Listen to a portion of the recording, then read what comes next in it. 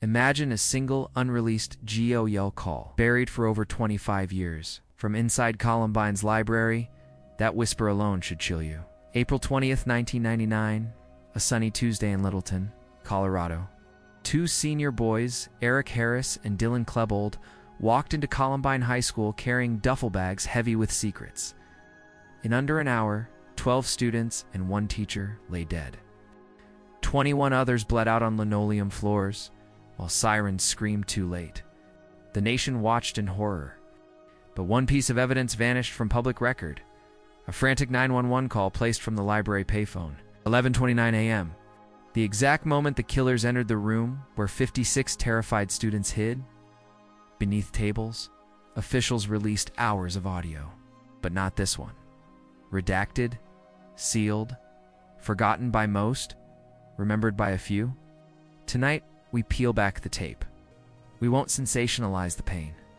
We'll walk the timeline with respect, piecing together why this call, rumored to capture final pleas, muffled shots, and something unexplained. Never saw daylight. Close your eyes if you need calm. Let the facts settle like dust. Because before the gunfire reached the library, something darker was already moving through the halls. What pushed the teenagers past the point of return? And why does the silence around that hidden call still echo louder than the bullets? Stay with me. The story begins long before the first alarm. Picture a quiet cul-de-sac in Littleton, Colorado, late 1998. Streetlights flicker on at dusk, casting soft halos over manicured lawns. Eric Harris types furiously in his bedroom, the glow of his monitor the only light. Down the block, Dylan Klebold strums a guitar in his garage, the notes drifting like smoke. Two neighbors, they're just two awkward seniors. Eric in his black trench coat, Dylan with his lanky frame and shy grin. Normal kids, right? But normal has cracks. Eric's father, a retired Air Force pilot, keeps meticulous logs of his son's punishments. One entry, dated March 1998, Eric and friend vandalized teacher's house. Pipe bombs in backpack. The police report vanishes into a folder marked juvenile. Value here. That wasn't a firecracker. It was a homemade explosive tested in the foothills. Shrapnel shredding pine bark. Shift to Dylan's journal. Discovered later. Page after page of looping cursive. I feel like God's hate is my hate. He doodles swastikas beside hearts. Teachers noticed the sketches. Shrugged teen angst. Hook. What if one adult had read deeper? Fast forward to January 1999. Eric builds a website on his school-provided account. The domain. Rebeldoom? Visitors find hit lists, classmates, names, addresses, fantasies of making them pay. The school's IT guy flags it. Readers call the Harrises. Dad promises to handle it. The site goes dark. No follow-up. Dad promises to handle it. The site goes dark. No follow-up. Another 40-second jolt. The hit list included the library's head librarian, Patricia Nielsen, the first staff member shot that day. Contrast the calm. Spring dances approach. Dylan buys a tux for prom, poses awkwardly in photos. Eric bowls with the school team, averaging 120. They laugh in the cafeteria and trade Mountain Dew. Yet at night, they saw shotgun barrels in Eric's garage. The metal cold under fluorescent light. February. A friend drives them to a Tanner gun show. Cash changes hands. No ID required for private sales. They walk out with a Tech 9, a pump-action shotgun, and a promise to save the big one for April. The friend thinks it's bravado. He's wrong. March 1999. Eric's diversion program ends early. Good behavior. The probation officer signs off. Low risk. The same month, Dylan writes a creative story for English class. A trench-coated figure mows down preps in a school hallway. The teacher gives it an A for vivid imagery. No red flags. April 1st. They film radioactive clothing, a school video project. Eric and Dylan, in black, storm a hallway with prop guns, screaming, "Die." Classmates laugh, edgy humor. The tape is shelved in the AV closet. April 17th. Prom night. Dylan slow dances with Robin Anderson, the girl who bought their rifles. He whispers, "This is the best night of my life." 3 days later, he loads those same rifles into duffel bags. April 19th. Final journal entry. Eric, the napalm is ready? NBK starts tomorrow. NBK, natural-born killers, their code for the massacre. They set alarm clocks for 5 a.m. now, the calm before the literal storm. 7 a.m., April 20th. Eric kisses his mom goodbye, says he's late for a test. Dylan waves at his brother across the breakfast table. Outside, birds chirp. The sky is cloudless. They park in separate lots. Eric in his Honda, Dylan in his BMW duffel bags, thud onto the back seat. Inside, propane bombs timed for 11:17 a.m., the height of the first lunch. The cafeteria sits directly beneath the library. If the bombs detonate, the floor collapses, trapping hundreds, but the bombs fail. 11:10 a.m., Eric and Dylan meet at the top of the west staircase. Trench coats hide the arsenal. They nod, no words needed.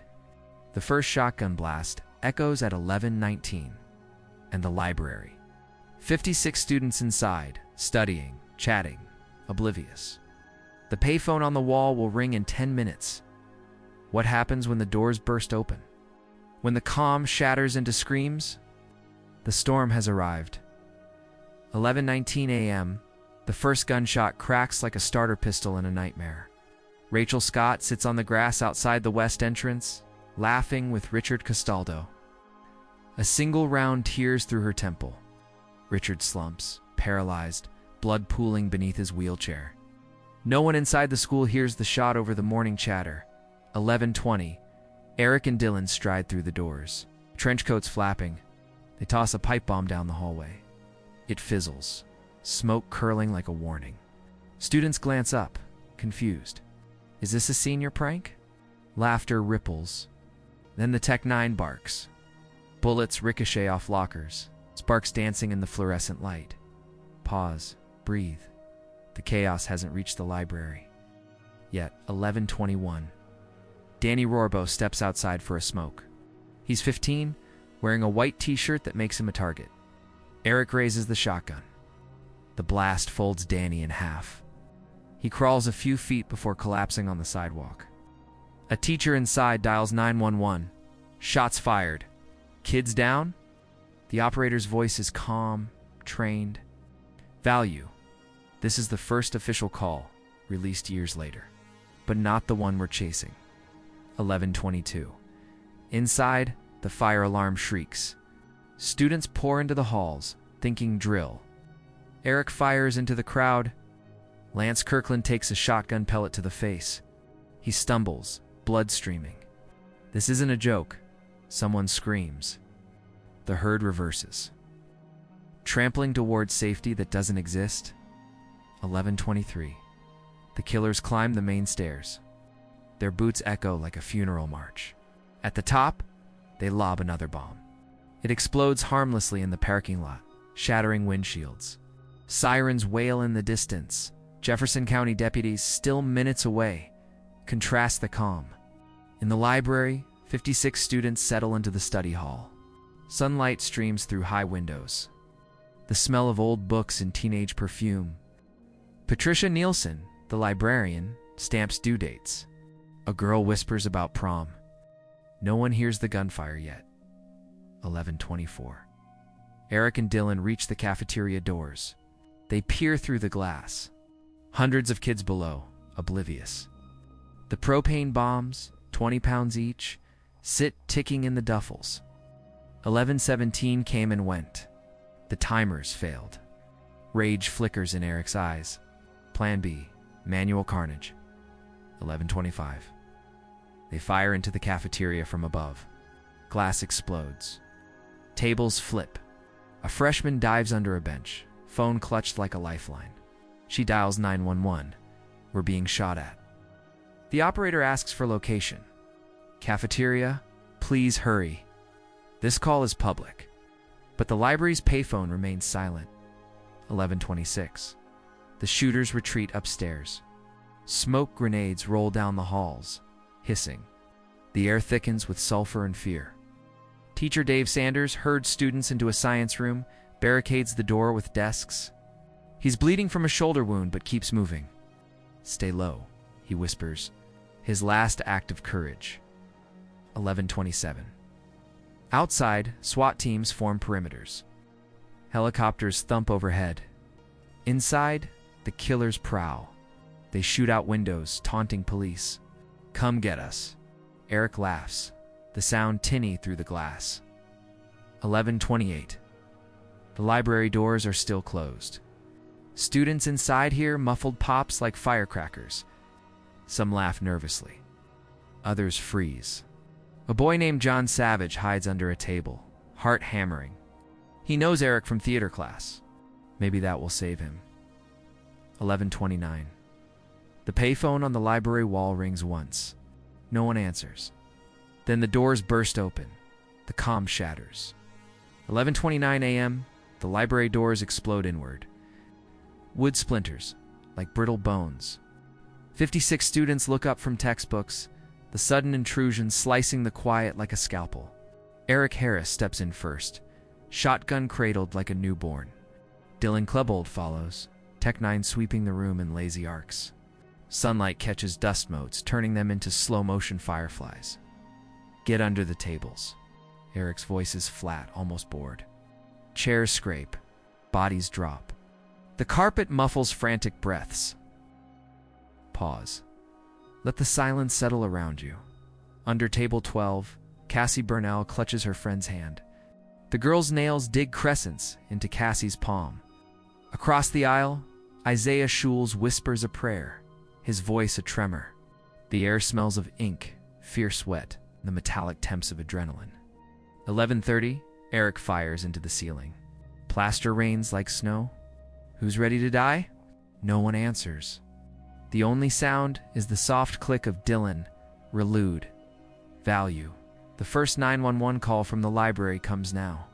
A student, hidden beneath the circulation desk, dials on a corded phone. The operator's voice crackles. "Jefferson County 911, what is your emergency?" A whisper. "Two guys with guns." "In the library, please?" Gunshots drown the plea. This fragment was released. But 37 seconds later, another call begins from the payphone near the emergency exit. That one never saw daylight. 11:31. The killers prowl the aisles. Boots crunch on broken glass. Eric stops at table 19. Peekaboo. He drags Kyle Velasquez out by his collar. Kyle, who has developmental delays, doesn't understand. The shotgun roars. Kyle slumps, blood pooling beneath his Superman t-shirt. Contrast the calm. Outside these walls, SWAT inches closer. Inside, time stretches like taffy. 11:32. Dylan finds Mackay Hall under table 9. "Any niggers in here?" The slur hangs heavy. Isaiah Schulz freezes. His friend Craig Scott, under the same table, clamps a hand over Isaiah's mouth. Dylan fires anyway. Isaiah's body jerks, then stills. Hook, survivor Bree Pasquale, hiding nearby. Later testifies she heard Dylan laugh, a high, broken sound, like glass shattering in slow motion. 11:33. Eric moves to the west windows. He fires at fleeing students below, each shot a thunderclap. Between blasts, he yells, "This is for all the shit you gave us." The words echo off brick walls. Under table 2, librarian Patricia Nielsen dials 911 on her cell. They're in the library, shooting kids.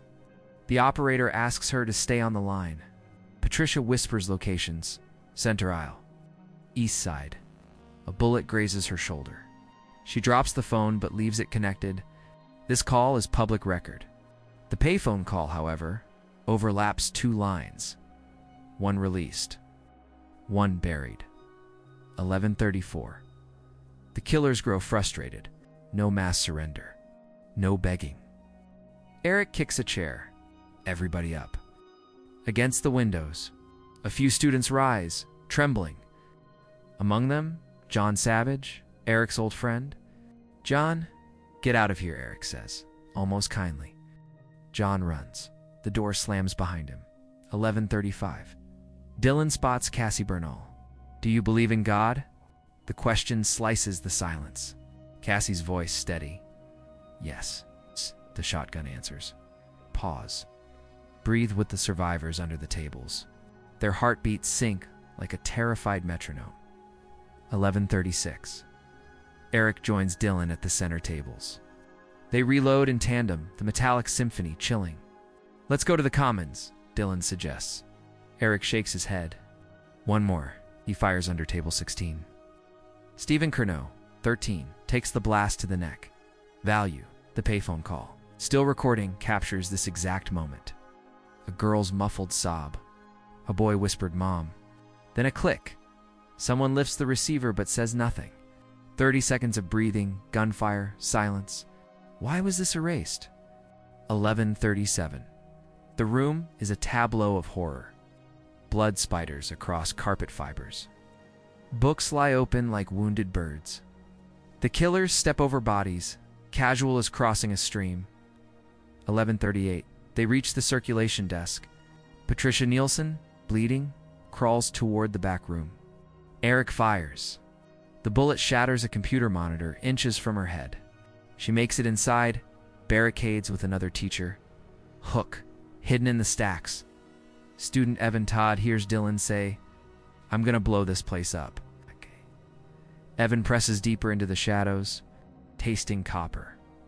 11:39. The shooters grow bored. They lob a Molotov cocktail onto a table. Flames lick paper, then die. "This sucks," Eric mutters. They walk out the same doors they entered, leaving hell behind. 11:40. Silence falls, heavier than the gunfire. Smoke curls. A girl whimpers. The payphone dangles off the hook, swaying like a pendulum. The official timeline says the library attack lasted 10 minutes. 10 minutes that stretched into eternity. 12 dead, countless scarred. But the payphone call, rumored to be 23 minutes long, captures something more. Whispers after the killers leave. A student begging for help as blood fills their lungs. A final, unexplained voice. They're coming back. Why redact those 23 minutes? To spare families. Or to hide a truth too raw for daylight. The siege isn't over. The echoes are just beginning. The tape is labeled Columbine Library Payphone. 11 hours, 29 minutes, and 12 seconds. 11 hours, 52 minutes, and 7 seconds. 23 minutes. 45 seconds.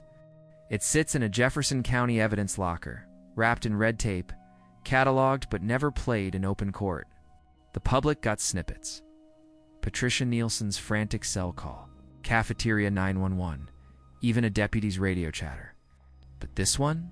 Sealed. Let the quiet wrap around you. Official reason. Victim privacy. The call captures dying breaths, names gasped in agony.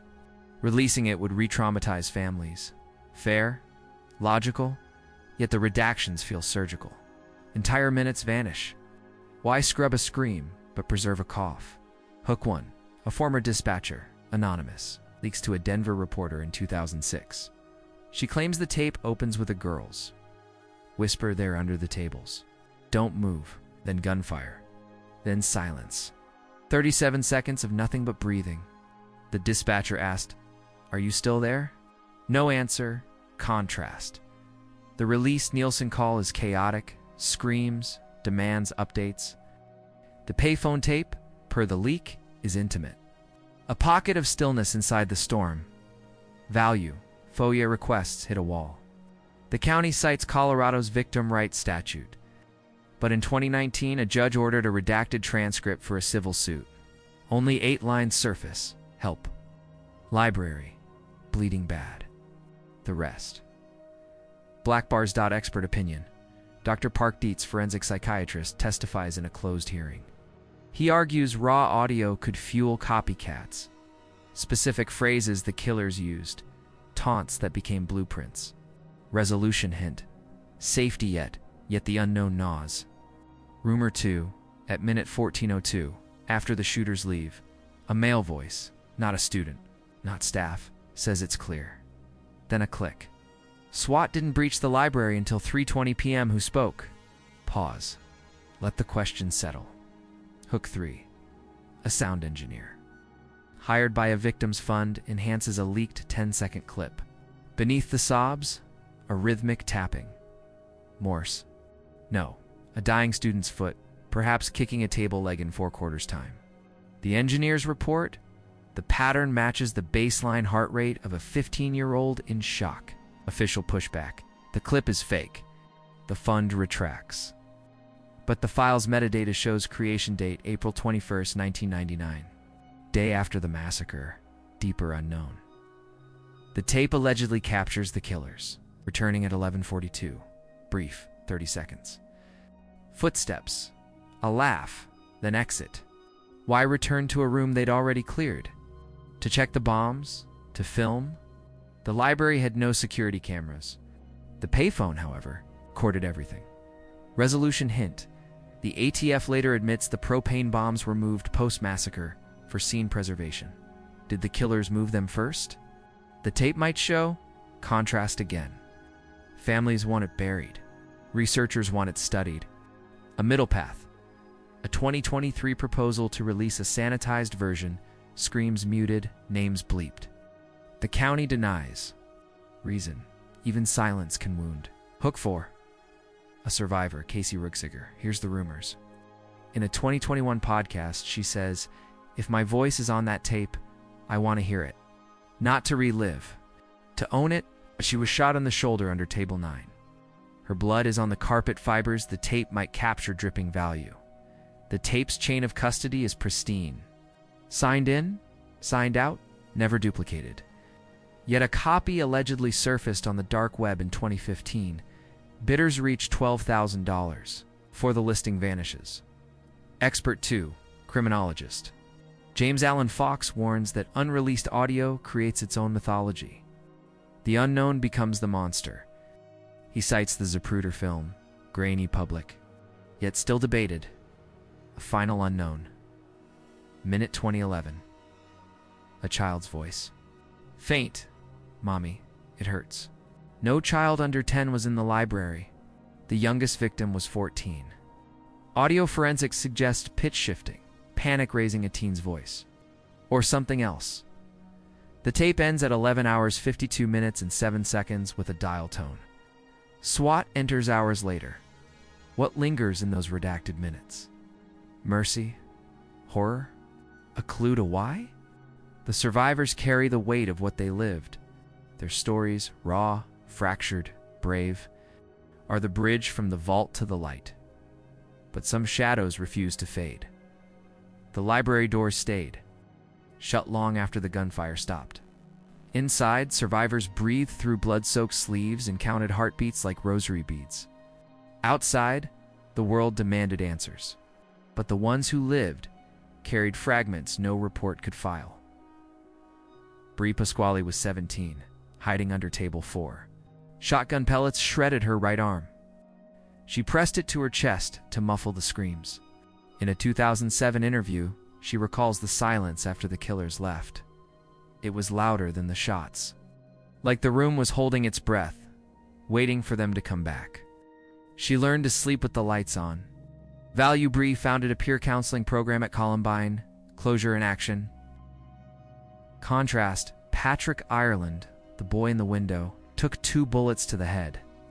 Paralyzed on his left side, he crawled to the broken pane and fell into rescuers' arms. Doctors gave him a 3% chance to walk.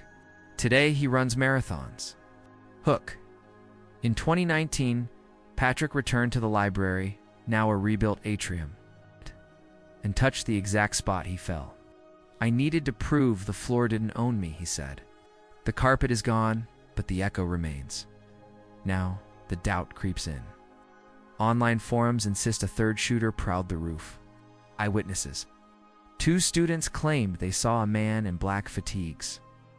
Ballistics, every casing traced to Eric or Dylan. Debunked, yet the rumor persists. Fed by grainy helicopter footage showing a figure no one can identify.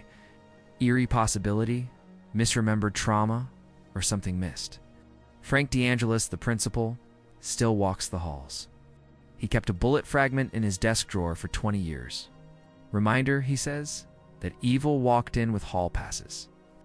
He retired in 2014 but returns every April 20th to greet the sunrise with students. Memorials bloom, 13 white chairs in the new library, a circle of hope. Closure framed in glass, shift to the shadows. Craig Scott, Rachel's brother, hid beneath the same table as Isaiah Schulz. He heard the racial slur, the shotgun, the silence. Craig founded Value Up, a character education nonprofit. He speaks in schools. Hate is loud. Love has to be louder. Yet at night he replays the library in dreams, searching for the moment he could have saved his sister. Trauma doesn't file reports. Conspiracy spike. The unreleased payphone tape allegedly captures a deputy whispering, "Clear the library. Media's here." Timing impossible. SWAT entered at 3:20 p.m. Audio experts call it pareidolia, the brain forcing pattern onto static. Still, the whisper loops in Reddit threads. A ghost in the machine. Value. The Columbine research site run by survivor parents logs every bullet trajectory. Their 3D model proves to shooters no accomplices. Fact over fear, but the unknowns linger. Why did Dylan pause to help a bleeding girl, Lauren Townsend, before shooting her? Survivor testimony. He adjusted her hair, almost tender. Motive debates rage in academic papers. Nihilism, revenge, or something unspoken between the pair. The journals hint at a pact. A shared delusion too intimate for daylight. Heroic echo. Teacher Dave Sanders bled out in a science room after saving hundreds. Students used their shirts as tourniquets. His last words, scrawled on a whiteboard, "I love you guys." The room is now a memorial. Every year, new freshmen trace the letters with trembling fingers. Doubt again. Basement tapes. 4 hours of the killer's ranting remain sealed. Families fought release. Courts agreed. Yet snippets leak. Eric laughing about the library scene, Dylan staring past the lens like he sees tomorrow's headlines. What else do they confess? The payphone call might answer, or deepen the wound. Casey Rugziger, Johnson, shot in the shoulder, forgave the shooters in a 2004 letter she never sent. Not for them, she says. For me, she gardens at dawn, roses named after each victim. Closure in petals. Final hook. In 2023. A janitor finds a cassette labeled library. Do not play in a forgotten AV closet. Chain of custody broken. The school destroys it, unlistened. Official statement, prank. Survivors whisper otherwise. The unreleased call is more than audio. It's the space between what we know and what we fear. A 23-minute void where screams, prayers, and maybe truths dissolve into static. The survivors rebuilt lives on the solid ground outside that void. Yet every April, the library windows fogged with breath that isn't there. The haunting silence isn't in the tape, it's in us. We began with a whisper, a single 911 call from Columbine's library. Locked away for 26 years. We walked the quiet streets of Littleton, watched normalcy fracture into pipe bombs and journal scrawls, and felt the first gunshot ripple outward. We crouched beneath tables as sunlight turned to blood, listened to redacted minutes breathe in the dark. Survivors rose, memorials bloomed, doubts circled like smoke that never quite clears. The tape remained sealed. Not for lack of requests, but because some silences protect more than they reveal. We know the screams, the pleas, the final dial tone at 11:52. We don't know the words between the bullets. Whether a victim forgave, whether a killer hesitated, whether a voice that shouldn't exist murmured its clear 4 hours early, those gaps are the true vault. Value lingers here. Every closed door teaches vigilance. The ignored website, the shrugged-off story, the bomb that didn't explode, remind us that tragedy often arrives wearing the mask of Tuesday morning.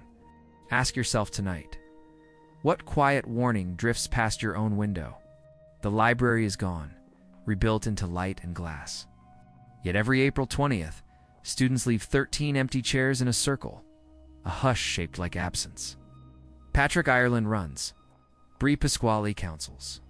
Craig Scott speaks. They carry the echo so the rest of us can sleep, but sleep lightly. Real horrors rarely announce themselves with sirens. They hide in plain sight in the friend who jokes too sharply, The post left unread, the duffel bag no one questions. The unreleased call is only one artifact. The larger mystery is the space we all share between knowing and ignoring. Thank you for walking this timeline with me. If the dark feels closer now, let it sharpen your attention, not your fear. Turn the lights low, but keep one ear open. Somewhere, a phone might still be ringing. The silence isn't empty. It's listening.